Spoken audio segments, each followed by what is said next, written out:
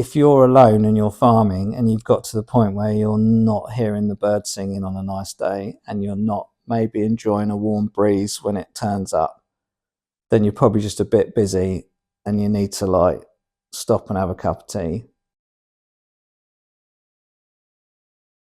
I'm Joe Delves and I'm a third generation dairy farmer, and we farm in East Sussex in a little village called Waldron. Farming is almost like you try and be proactive, but actually the day just comes to you. I didn't realise, but actually slowly over time, I did less and less of what I actually enjoyed, and I started doing more and more what I didn't enjoy. And then because I wasn't getting up early to milk cows, I started drinking more alcohol in the evenings and things like that.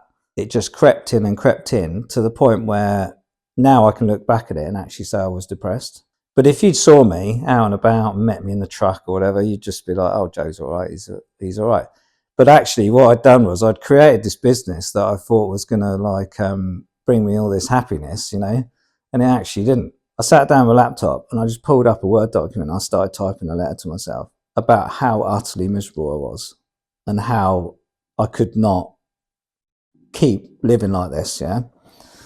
But it started a process of change. Happiness comes from within. You know, if it's a sunny day, it makes you feel happier because it's like an external warmth, yeah?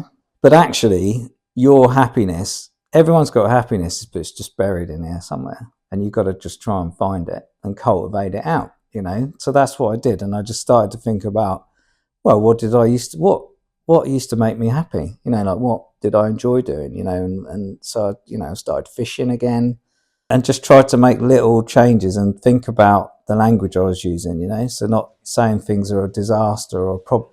It's a challenge, you know, getting back to the things I actually enjoyed and the things that made me want to be a farmer. Whether you're working on your own, working in loads of people, I do think it just comes back to your ability to self-reflect. If you're alone and you're farming and you've got to the point where you're not hearing the birds singing on a nice day and you're not maybe enjoying a warm breeze when it turns up, then you're probably just a bit busy and you need to like stop and have a cup of tea and sit in your field and just enjoy what you've actually got. So if sometimes I'm having a really busy day, I just put my foot on the ball. And like they say, put your foot on the ball and take control back. So I just stop, and I do what my grandma used to do.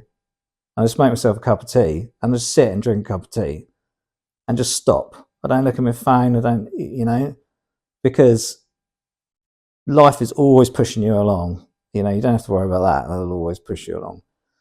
But sometimes you need to just stop and look around and enjoy what you've actually got.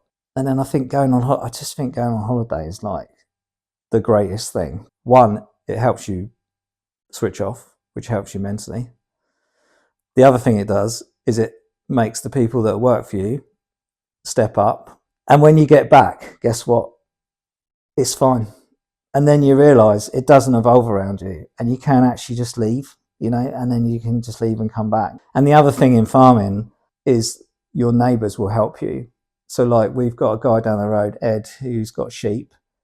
And I tell you now, if I was abroad and someone had a problem, he'd be the first person I'd say ring, yeah, because he's local and he would come and help. And then he does the same if he's away. So one thing we have is a discussion group. So there's 10 of us. We're all dairy farmers. We all dairy farm in Sussex, and we try and meet up 4 or 5 times a year, and that is really good. You get a huge support network. When you first meet up, we do this thing where you just go round and it's like what's going well, what's not going well.